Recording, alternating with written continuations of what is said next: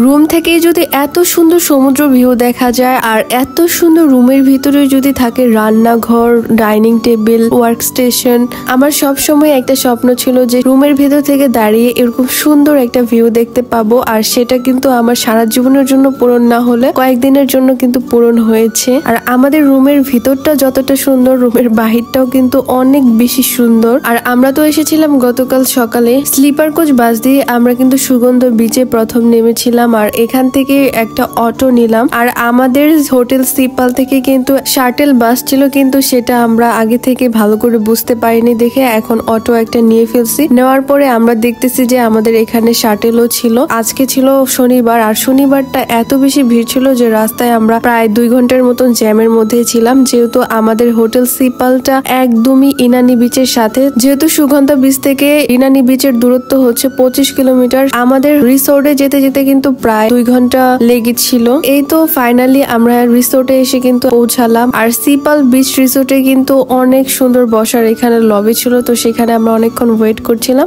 যাওয়ার সাথে সাথে কিন্তু তারা আবার ওয়েলকাম ড্রিঙ্কসও দিয়েছিল। আর এদিক দিয়ে আমাদের রুমের কিটাও পেয়ে গেছি। আর এখন তো জাস্ট খালি রুমে যাব। আর এদিক দিয়ে তো আমরা এই ড্রেসটাও চেঞ্জ করে নিয়েছিলাম। এখন আপনাদেরকে আমাদের রুমটা দেখাবো। আর রুমে ঢোকার আগে কিন্তু এত সুন্দর সামনে একটা হিল ভিউ পড়ে। আর আমাদের রুম থেকে কিন্তু দুইটা জিনিসই দেখা যায়। পিছনের হচ্ছে হিল ভিউটা একদম সামনে ফ্রন্টে থেকে দেখা যায়। আর এখান থেকে কিন্তু উঁচু উঁচু বড় বড় পাহাড়, আর পাহাড়ের সামনে হচ্ছে পাহাড়ের ভিতরে যে সুপারি গাছগুলো সবকিছু সুন্দর দেখা যাচ্ছিল। আর আমাদের স্পেশাল রুমটা হচ্ছে নেওয়া হয়েছিল সি ভিউ, আর সেটাই দেখাবো। আর রুমে ঢোকার জন্য কিন্তু প্রথমে এরকম একটা কার্ড দিবে। আর এটা কিন্তু কি কার্ড, আর এটা পাঞ্চ করে কিন্তু আমরা রুমে ঢুকে গেলাম। আর এখানে রাখতে হবে, আর এই জায়গাটাতে না রাখলে কিন্তু রুমের কোনো লাইটই জ্বলবে না। আর রুমে ঢোকার পরপরই তো আমি অনেক বেশি এক্সাইটেড ছিলাম, যেটা দেখার জন্য আমি অনেক বেশি ওয়েট করছিলাম। প্রথমে আমার এত সুন্দর ব্যালকনির যে পর্দাগুলো ছিল সেটাকে সরিয়ে দিলাম। আর দেখেন মাশাআল্লাহ এত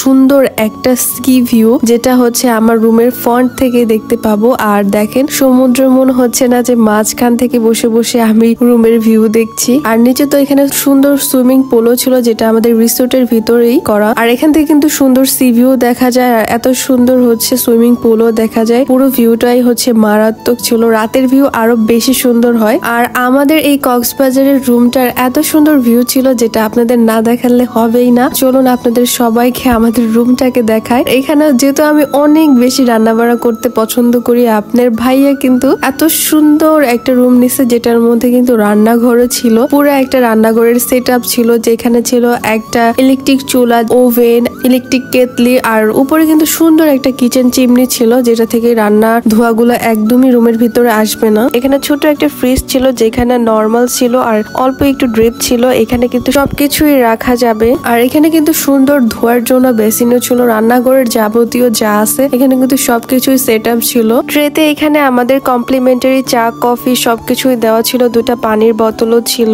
আর আপনাদের ভাইয়াকে তো এই কমপ্লিমেন্টারি চা, কফিও বানিয়ে খাওয়ালাম। এখানে কিন্তু আমাদের দুজনের জন্য সুন্দর একটা বেড ছিল। আর এখান থেকে বসে বসে কিন্তু সি ভিউ ফুল দেখা যাবে। আর বেডের দুই পাশে 2টা হচ্ছে সাইড টেবিল ছিল, আর 2টা হচ্ছে ফটো ফ্রেম ছিল, যেটা খুবই সুন্দর। আর রুমে বসে বসে কিন্তু এখানে টেলিফোনও আছে, চাইলে কিন্তু বসে রেস্টুরেন্ট থেকে সব খাবার বুক করা যাবে। আর এখানে কিন্তু একটা ইলেকট্রিক বোর্ড ছিল, যেটার মধ্যে কিন্তু লাইট সুইচ সবই অফ করা যাবে, যেটা হচ্ছে টাচের মাধ্যমে। বেড থেকে উঠতে হবে না, বসে বসে শুয়ে শুয়ে কিন্তু এটার মধ্যে লাইট, ফ্যান সবকিছু অন অফ করা যাবে, এসি অন অফ করা যাবে। আর এখানে 2টা বড় সোফা ছিল, যেখানে বড় 3 জনের বসার জন্য একটা, আর একটা হচ্ছে সিঙ্গেল সোফা। আর এখানে একটা টি টেবিলও ছিল, বেশ সুন্দরই ছিল। আর পাশেই ছিল একটা ডাইনিং টেবিলের স্পেস, যেখানে বসে 3 জন খাওয়া যাবে। 3টা চেয়ার ছিল আর ছোট একটা ডাইনিং টেবিল ছিল। আর আমার কাছে তো এই ডাইনিং টেবিলটা অনেক বেশি কিউট লাগছে। আর এখানে সাজুগুজু করার জন্য সুন্দর কিন্তু একটা আলমারিও ছিল, যেটা হচ্ছে আপনার সামনে হচ্ছে গ্লাস ছিল, আর ভিতরে জামা কাপড় রাখা যাবে, সবকিছুর সিস্টেমই ছিল।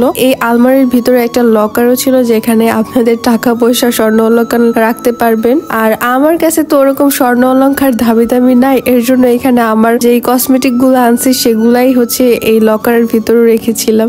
লাগেজ রাখারও হচ্ছে সুন্দর ব্যবস্থা ছিল। আর এখানে টিভিও আছে, আর টিভির পাশে কিন্তু একটা সুন্দর ওয়ার্ক স্টেশন আছে, যেটাতে বসে বসে কিন্তু একদম সমুদ্রের সি ভিউ আসবে। আর বসে বসে কাজ করলে অনেক বেশি রিল্যাক্স লাগবে। তবে যারা ল্যাপটপ নিয়ে আসে তারা কিন্তু বসে বসে অনায়াসে কাজ করতে পারবে। এখানে ট্যুরে আসলে আমি ওয়াশরুমটাকে সব থেকে বেশি প্রায়োরিটি দেই, কারণ ওয়াশরুম ভালো না হলে আমি সেখানে থাকতেই পারি না। প্রথমত তো এই ওয়াশরুমটা অনেক ভালো ছিল, যেহেতু এটা একটা 5 স্টার মানের হোটেল, সেখানে তো ওয়াশরুম ভালো হতেই হবে। আর এখানে সুন্দর হচ্ছে গোসলের জন্য ভিতরে গ্লাস করার সিস্টেম ছিল, আর এই গ্লাসটাকে 2 হাত দিয়ে এইভাবে টানলে কিন্তু সুন্দর খোলা যাবে, আর এটার ভিতরে হচ্ছে গোসল করা যাবে। আর এখানে তো ওয়াশরুম ছিল, সেটা নিট এন্ড ক্লিন ছিল। আরেকটা মজার ব্যাপার হচ্ছে ওয়াশরুমের ভিতরে এখানে টেলিফোন দিছে, যেটা আমার কাছে খুবই হাস্যকর ছিল। বেসিনের মধ্যে কিন্তু সুন্দর সবকিছু কিন্তু এখানে কমপ্লিমেন্টারি হিসেবে সবকিছুই দেওয়া ছিল। আর এখানে হেয়ার ড্রায়ারও ছিল, যেটা হচ্ছে আপনারা গোসলের পর চুলটাকে হচ্ছে ড্রাই করতে পারবেন। আর কমপ্লিমেন্টারি হিসেবে কিন্তু এখানে চা কফি সবকিছুই দেওয়া হয়েছিল, আর সেগুলো আমরা খেয়েছিলাম। সি পাল বিচ রিসোর্টের আমাদের এই রুমের একদিনের ভাড়া ছিল 14,500 টাকা।